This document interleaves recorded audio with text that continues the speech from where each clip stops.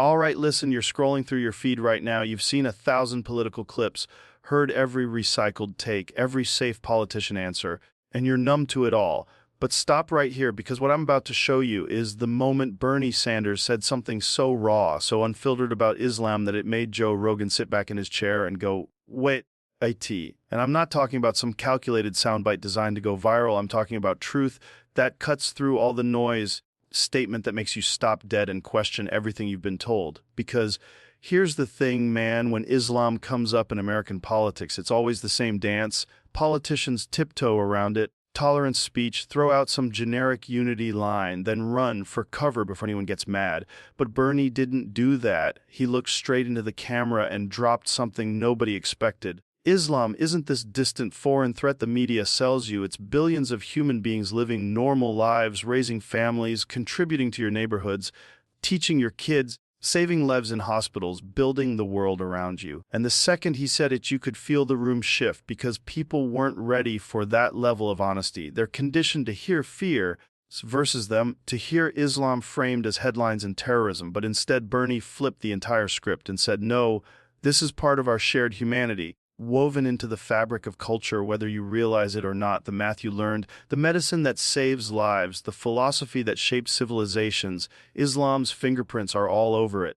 And suddenly you're not looking at some abstract foreign religion anymore. You're looking at your neighbor, your coworker, the person next to you at the grocery store. That's when it hits you like a freight train because the narrative collapses, the fear-based story the media feeds you 24/7 and can't survive actual truth. And that's the shock factor right there. It's not that Bernie said something radical, it's that he said something real in a space where real doesn't exist anymore, where every word is focused, grouped, and sanitized. When someone breaks that pattern, it feels like a slap across the face in the best way possible, like watching a fighter throw a spinning kick when you expected them to play it safe, and the crowd gasps because they didn't see it coming. That's exactly what this moment was. And here's where it gets even deeper, man, because Bernie didn't just give you a political talking point into philosophy, into the human search for meaning.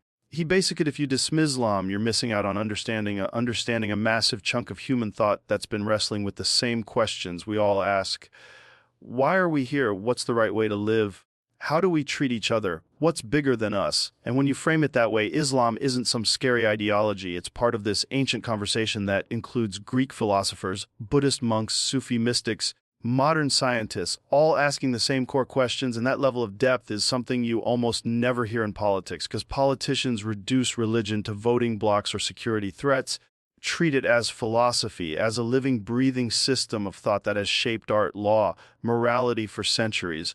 And that's what made people's heads explode, because suddenly you're not debating headlines, questioning existence itself, morality, justice, the nature of being human, all through a lens most Americans have been taught to fear or ignore. And once that door opens in your mind, you can't close it, unhear it. And that's the conversation starter part, because Bernie didn't give you a neat answer and walk away. He threw gasoline on a fire everyone's been too scared to light. Here's a perspective you weren't expecting. Now wrestle with it. Talk about it at your dinner table.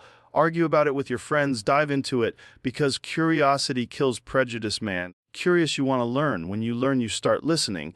And when you listen, you realize the picture is way bigger than the tiny fear-based frame you've been shown. That ripple effect is insane because once Islam becomes normalized in open conversation, it loses that taboo edge. It stops being something we only whisper about or associate with terror alerts. A real human subject again, something you can debate, respect, criticize, laugh about, whatever, but at least you're engaging honestly. And in a world where political speech is designed to shut conversations down, Bernie did the opposite. He invited them in. He said, let's talk about this even if it gets uncomfortable, if it challenges what you believe. And that's the kind of spark that can flip entire mindsets. Not because he gave you all the answers, but because he made it okay to ask the questions. And at the end of the day, that's what this whole thing was about. Not just Islam, not just politics, but truth, cutting through the bullshit and daring to say something real when the whole system thrives on manufactured outrage and clickbait fear. And whether you agree with Bernie or think he's completely wrong, walked away from that moment and you walked away questioning, maybe even reconsidering some beliefs you've held your entire life. And that's the real power, man, because once an idea gets in your head, a perspective cracks that surface. You can't put the genie back in the bottle, you can't unhear truth, and that's what makes this moment so damn important. A reminder that sometimes the simplest statements can open the deepest conversations. That honesty, even when it's uncomfortable, even when it pisses people off, is what moves culture forward. It's what makes us question who we are and how we choose to see each other. And if more political figures had the guts to speak like that, raw and unfiltered and curious instead of calculated, imagine how different the world would look. Imagine how many walls would come down, how many bridges would get built, how many people would realize we've been fighting shadows instead of seeing each other as human beings. So yeah, that's why this clip matters. That's why it's spreading like wildfire. That's why you need to watch it all the way through and really sit with what he said. Because moments like this don't come around often, moments where someone in power tells you the truth, even when it's inconvenient, even when it challenges the narrative you've been sold. And I'm telling you right now, after you watch this, you won't look at Islam the same way. You won't look at politics the same way.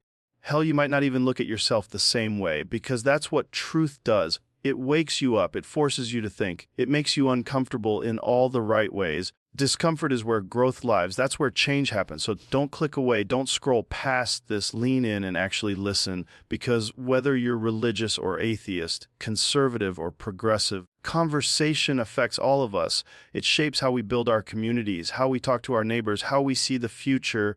And Bernie's final point, the one he makes at the 14-minute mark, is going to absolutely blow your mind. It's the kind of statement that makes you pause the video and just sit there processing. So stick with me until the end. I promise you it's worth it. And when you're done, drop your thoughts in the comments. Tell me if you agree or if you think I'm full of it. I want to hear all perspectives, because that's how real conversations happen. That's how we move forward, not by hiding in our echo chambers, but by actually engaging with ideas that challenge us. So hit that like button. If this made you think, subscribe if you want more conversations that cut through the noise, and share this with someone who needs to hear it. Because honestly, man, the most dangerous thing we can do right now is stop talking to each other, stop questioning, stop being curious. And I refuse to let that happen. So let's keep this dialogue alive. Let's keep pushing boundaries, keep searching for truth even when it's messy. And hey, thank you for sticking around. I appreciate the hell out of you. Now let's dive into this clip and watch Bernie Sanders blow Joe Rogan's mind in real time.